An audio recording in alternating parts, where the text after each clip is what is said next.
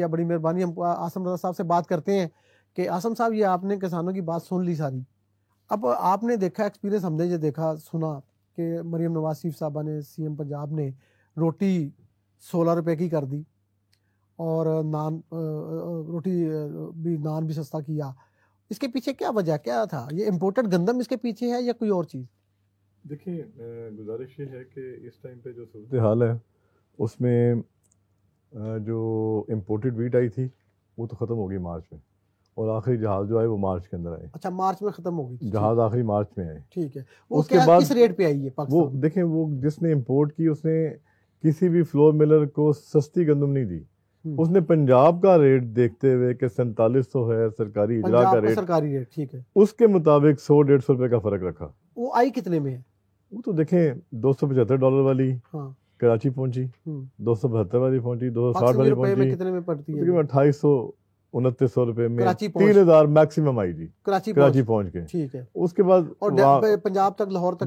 उसके बाद को वहाँ पे पोर्ट का अपना खर्चा है जिसमें हैंडलिंग चार्जेस हैं, ये वो तकरीबन बोरी के ऊपर 800 से 900 रुपया पड़ता है जी। ठीक है, ठीक है जी। वो आपका मन के अंदर आप 400 रुपया, आप 400 रुपया समझ लें कि पड़ा। मैक्सिमम जो पड़ी वो 3200-3300 रुपए में गंदम लोड हो गई। ठीक है। कराची की मिलों पे वो चली गई आपकी 3200-3300 रुपए में। ठीक है। और पंजाब में वो 4700 में। इतना बड़ा किराया नहीं था। हाँ। एक जहाज में। अच्छा, उन्होंने बेची कितने में? जी मैं बता, एक जहाज के अंदर 60-70 करोड़ रुपए का डिफरेंस था। जिस टाइम पे 60-70 करोड़ रुपए की कमाई की गई। हमने उस टाइम भी आवाज जहाज में कितनी होती? 55 से लेके 65,000 टन तक। अच्छा, ठीक है। मतलब 6.5 लाख बोरी तक, मतलब 55 लाख, 55-60 जितनी क्वांटिटी का मैंने एक जहाज के ऊपर कोई 60-70 करोड़ रुपए प्रॉफिट जी तकरीबन एवरेज आप 50 से 60 करोड़ कह सकते हैं। बड़ा मार्जिन था। अगर पंजाब का रेट कम होता, 41-4200 पे होता, तो वो इतनी बड़ी कमाई ना कर पाते, लेकिन एक्सप्लॉइट किया गया। अच्छा, अब ये देखें ना, अब जब बात आप बड़ी इंपॉर्टेंट कर रहे हैं और पीछे जाना पड़ेगा मुझे, ये मोहसिन नकवी साहब की चीफ मिनिस्टर की गवर्नमेंट है, निगरान केयर टेकर। उस वक्त 3900 में गंदम खरीदी गई थी। उस 3900 भी पहले भी एक जो है काम ये हुआ कि 2200 से एकदम सरकारी खरीदारी रेट गंदम का 3900 रुपये किया गया। अब इतना बड़ा जंप जो था उसका तो आपको पता, वो आना ही आना था।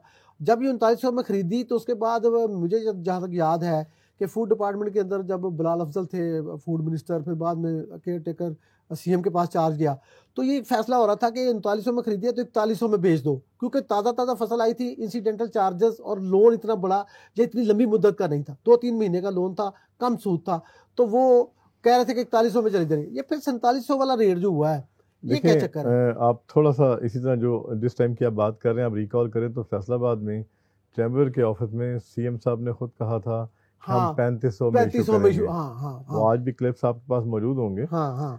ये सब 3500, 3000 से 3500 में रेट होगा। हाँ। और अंडरस्टैंडिंग भी यही थी। और जब मीटिंग हमारी हुई तो सीएस ने खुद कहा कि हम जा रहे थे 2700 के लिए, 2200 से 2700 के लिए, लेकिन चूंकि सैलाब आया था सिंध में, और सिंध में गवर्नमेंट ने काश्तकार को इंसेंटिव देने के लिए, कंपनसेट करने के लिए 4000 रेट किया था, क्योंकि बहुत बड़ी तबाही हुई थी। तो उस पे काश्तकार के लिए वो बड़ा अच्छा इक़दाम था। जो थी हमारी सियासी मजबूरी बनी ना, इधर आके, यहाँ पे आके फिर उनको फॉलो किया गया और 3900 रुपया पंजाब का रेट हुआ। क्योंकि अगर 4000 होता तो पंजाब की गंदम भी अंदेशा था कि कहीं सिंध ना चली जाए, और वहाँ की बस ये एक जो मैनेजमेंट थी उसका इशू था, जिसकी वजह से पंजाब में 3900 आ गया। और हालांकि जो अभी आपने क्वेश्चन किया खालिद भाट साहब से कि आपने गंदम 2200 के हिसाब से लगाई थी और उसका 2700 एक्सपेक्टेड रेट था। अदरवाइज 2200 ही था, अनाउंसमेंट नहीं थी। वो ये मुतालबा कर रहे थे 3000 का काश्तकार, तो 2700 था। वहां पर ना फेडरल कमेटी ऑन एग्रीकल्चर में यही हुआ था कि 2700 होगा, और इसी पे डिस्कशन थी। लेकिन अल्टीमेटली एकदम जब 3900 हो गया तो याद आ रहा है कि उस वक्त उससे पहले हुसैन जानिया गर्देजी साहब थे मिनिस्टर, तो मैंने उनसे पूछा कि गर्देजी साहब क्या रेट होना चाहिए। उन्होंने कहा यार हम तो 300 रुपये 3000 मांग रहे हैं।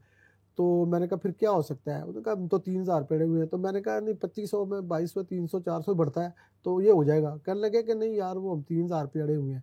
खैर वो तो फैसला नहीं हुआ। फिर मैंने एफसीए में जब पूछा तो उन्होंने कहा कि 2700 में फाइनल हो गया। ऐसे ही यही रेट था। अब यहाँ पे अगर हम गौर करें ना, तो जिस तरह 70% अभी खालिद भाट साहब ने कहा कि हमारा किसान भी जो है वो आटा लेता है ग्राइंड हुआ, इसी तरह अगर आप गौर करें तो पूरा केपीके, पूरा बलूचिस्तान, सिंध की 70% आबादी है जो शहरी है, वो पंजाब की 60 से 70% आबादी जो शहरी है वो रिलाई करती है ऑन द आटा जो कि फ्लोर मिलिंग का ग्राइंडेड है।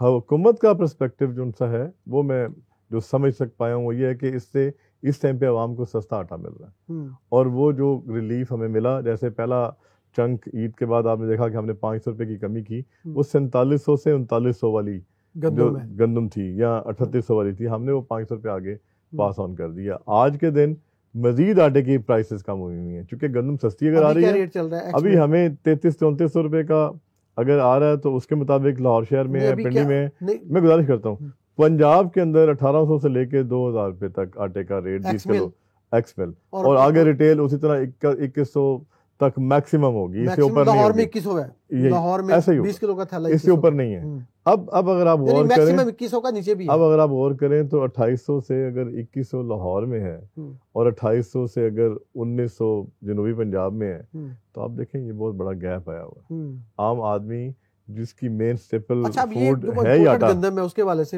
एक और खबर मैं शेयर कर लेता हूँ, पता भी होगा लोगों को कि 40% उस पर रेगुलेटरी ड्यूटी लगा दी गवर्नमेंट ने, फेडरल गवर्नमेंट ने इम्पोर्टेड गंदम पे। अब वो जो गंदम 2800 में या 3000 में वहाँ लैंड की हुई है, अब 40% उसके ऊपर पड़ गया, तो ये तो साहब तो इधर ही आ गया ना। 4000 के देखिए मैं गुजारिश करता हूँ कि इस टाइम पे बैन है जी, वो जहाज वो जहाज जो लैंड कर गए अंदर, नहीं वो आ चुके अंदर, वो तो आ गए अंदर, वो आ गए अंदर, उसके ऊपर रेगुलेटरी नहीं लगी, नहीं वो आ गए अब उसके बाद इम्पोर्ट ही नहीं। तो ये 40% रेगुलेटरी किसके पे? नहीं, ये प्रपोज थी कि WTO के जब आप सिग्नेटरी हैं तो आपको ये ओपन रखनी है, चाहे आप उसको मैनेजमेंट नहीं सकते आप कुछ नहीं, उसमें आप ड्यूटी लगा के कर सकते, बैन नहीं कर सकते, बंद नहीं कर सकते, बंद नहीं कर सकते, रेगुलेटरी ड्यूटी लगा सकते हैं ताकि आपके रेट मैच करें, लगा सकते हैं ताकि आपके रेट मैच करें। वो ये फर्क है। अदरवाइज इस टाइम पे कोई जहाज बाहर से अब नहीं आ रहा, ऑलरेडी इतना आ चुका है कि मैं समझता हूँ कि इस टाइम भी 5 से 6 लाख टन जो इम्पोर्टेड वीट है वो मिलों के अंदर या गोदामों में पड़ी हुई है। अच्छा भाई मुझे एक बात मुझे बताएं, जिस तरह उन्होंने कास्ट ऑफ प्रोडक्शन अपनी बताई ना कि हमारी ये इतनी लागत आई, आटे पे फी जो किलो है लागत आपकी, यानी ग्राइंडिंग कॉस्ट क्या है? देखिए जो हमारी मेन चीज़ें बता देता हूँ। बिजली का बिल 300 क्रॉस कर गया वो बोरी के ऊपर, यानी कि 3 रुपए kg स्ट्रेट अवे वो आ गया। 1 रुपए का आपका जो गनी बैग या प्लास्टिक बैग जो हम लगाते हैं वो उसकी कॉस्ट आ जाती है। 2 से 2.5 रुपए आपकी आ जाती है जो इंसिडेंटल चार्जेस हैं। 1-1.5 रुपया तकरीबन 2 रुपए आपके कॉस्ट होगी ट्रांसपोर्टेशन की, और कुछ टैक्सेस हैं, ये डाल के तकरीबन 9 से 10 रुपए। टैक्सेस तो आपके ऊपर नहीं है, टैक्सेस तो ऊपर आपके टर्नओवर पे है 0.25%। तो 0.25 आपकी जब कॉस्ट बढ़ी है तो वो कितना बन गया? जो पहले 1300 में नहीं 25 पैसे 1300 पे था, अब वो जब 4700 की हुई तो 25 पैसे कितने हो गए? आपका टर्नओवर कितना बढ़ा?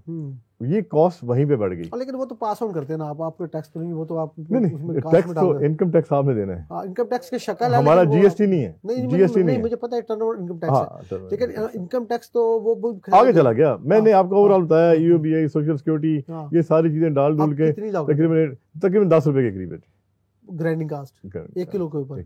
1 किलो के। अच्छा, अब ये जो आटा अभी इस वक्त सस्ता हुआ है, ये सस्ता ही रहना है या कोई आगे? नहीं, जैसे जैसे काश्तकार की उठ के किसी स्टॉकिस्ट के गोदाम में चला जाएगा तो उसका तो 70-80 रुपए मन का मार का महीने का उसने चार्ज करना शुरू कर देना। ठीक है, यानी ये फिर बढ़ाएगा, ये आपको अगले 2-3 महीने बाद दोबारा 3900 नजर आएगा रेट। आज जो 35-37 जो अभी आटा वही जो 2300 पे चला गया था, आप 1800 कह रहे हैं जी, वो 2300-2400 पे चला जाएगा, 2300-2400 जी। और उसके बाद फिर रिटेल अगर ऊपर ना गया मार्केट में सस्टेन की वीट तो यही रहेगा। अगर बहुत बड़ा आपका जो बीच में वर्ड है ना, अगर ये बहुत बहुत बड़े मानी रखता है, और अगर से मेरा मुराद क्या है जी, मैं समझा देता हूँ आपको। देखिए अच्छी क्रॉप है, क्रॉप साइज अच्छा है, मैं फोरसी करता हूँ कि 8-10 महीने हमारा रेट 2300-2400 से ऊपर थैले का नहीं जाएगा पूरा साल। रिटेल नहीं, रिटेल की बात कर रहा हूँ, रिटेल ठीक है आने वाले टाइम में दोबारा। लेकिन अगर कोई अनफॉर्चून फैक्टर, अल्लाह माफ करे, जिस तरह बारिशें हुई हैं, ये जिस तरह 10 मन फी एकड़ का कमी आ गई, अगर ये हो तो साहब ने प्रेस कॉन्फ्रेंस की, उसमें उन्होंने कहा कि हमने अब भी जो आटे का रेट और रोटी का रेट फिक्स किया है वो 3900 रुपए के रेट पे दिए। ऐसे ही 3900 पे ही किया। 3900 तक तो आप रेट नहीं बढ़ा सकते, नहीं बढ़ाएंगे ना आप? नहीं 3900 पे 2300 रुपया हमने किया बना जी। मैं तो आपको बता रहा हूँ कि हमारा, हम उम्मीद करते हैं कि ये साल हमारा 3900 के प्लस माइनस में चलेगा। तो यानी आटे का मैक्सिमम जो रिटेल रेट है 20 अगर सरकारी यही पॉलिसी रहे, अगर सरकारी यही पॉलिसी रहे और खुदा न खास्ता कोई आफत ना आए तो हम ये फील करते हैं कि आवाम को सस्ता आटा भी मिलता रहेगा, सस्ती रोटी मिलती रहेगी। एक और सवाल है कि आपका बहुत गहरा ताल्लुक है, अब ये जो 2 मिलियन टन पंजाब में पड़ी है, ओवरऑल तो 4 मिलियन टन पड़ी है, पाकिस्तान में 40 लाख टन, ये जो गंदम पड़ी है इसके ऊपर तो 11 अरब रुपए महीने का सूद पड़ रहा है, ये चली गई है 5500 रुपए पे उनकी कॉस्ट। अब इसका क्या होगा? इसको अगले साल निकास होना चाहिए, इसका क्या रिप्लेस होनी चाहिए, क्योंकि इसका ग्लूटेन लेवल नहीं इसका ग्लूटेन लेवल, इसका न्यूट्रिशियस वैल्यू जो सी है वो खत्म हो जाएगी। जिस तरह पास्को की 2000 में गंदम ली हुई, आप 5500 में लेंगे? देखिए 5500 मार्केट होगा तब लेंगे ना। ये तो हमने जो सेक्रेटरी फूड इस टाइम बैठे हुए थे जब इम्पोर्ट हो रही थी, तो मैंने ये क्वेश्चन उन्हें किया था कि आपने इसकी रिटेंशन कॉस्ट, उस्मान साहब थे, मैंने उन्हें ये बात कही कि ये जो आप रख रहे हैं इस पे जब अगले साल डबल मार्कअप बेयर करेंगे, उससे बेहतर नहीं है इसका निकास करें और काश्तकार से नई गंदम खरीदें, इंस्टेड कि आप बाहर वालों को आप इंसेंटिव दे रहे हैं। तो उन्होंने कैलकुलेशन करने के बाद एक हफ्ते बाद मुझे कहा नहीं आप इतनी कॉस्ट बेयर करेंगे। तो अब तो फिर ये सरकारी डिसीजन था ना, ये हम तो प्रपोज कर सकते हैं, सजेस्ट कर सकते हैं, 450 आगे उनकी अपनी मर्जी है। मैं तो ये समझता हूँ ज्यादती है मुल्क के साथ, काश्तकार के साथ भी। देखें यही 22 लाख टन। अब ये जो बात समझ में आ रही है ना, ये जो गंदम काश्तकार से खरीदी जा रही है किसान से थोड़ी कीमत पे, वो आ गया मिडल मैन बीच में, तो बात तो चलेगी। देखिए आज भी 3200 रुपए का रेट है जी एक्स मंडियों के अंदर, इससे कम रेट नहीं है। खालिद भाई ने कहा कहीं, पता नहीं, मुझे नहीं पता 250 में बिक रही है वो, 3200 हाँ 3200 रुपया रेट है। हमारी मिलों पे जो आ रही है 3400 3300 किराए के साथ, वो उसका अप और डाउन होता है। आपको भी इसका फायदा तो हुआ सस्ती गंदम का? आपकी देखिए हमने कोशिश की कि हम उसको आगे पास ऑन करें, लेकिन काफी 3900 में हमारी जो फाइनेंशियल कॉस्ट है ना, देख रहे हैं 3200 में अगर आपने 3300 में ली है, 3900 के रेट पे आपका फिक्स हुआ और रोटी 16 रुपए की आटे का रेट। नहीं वो 3900 में फिक्स हुआ जब 2300 आटे का हमने रेट किया, 500 रुपया कम किया था। आज 500 रुपया कम नहीं है, आज 700-800 रुपया कम है आटे का रेट। फिर रेट अच्छा नहीं तो वो आगे वो देखें हमें और सस्ती मिली, हमने और सस्ता कर दिया आटा।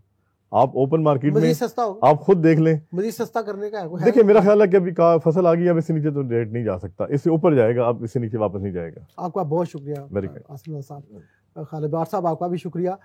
नाज़रीन आपने देखा कि पहले इंपोर्टर ने वहाँ पे 60-70 करोड़ रुपए फी जहाज लिया, आसिम साहब ने बताया।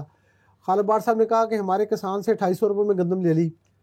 अब आपको पता है कि कौन सबसे बड़ी लूट मार के मैदान में आने वाला है? वो इस मुल्क का मिडल मैन, आड़ती, उसने जिसने किसान को एक्सप्लॉइट किया, और वो गंदम जब वो प्रॉफिट से लूटेगा, अरबों रुपए लूट के, और उसकी कास्ट पे करेंगे पाकिस्तान के देहात में रहने वाले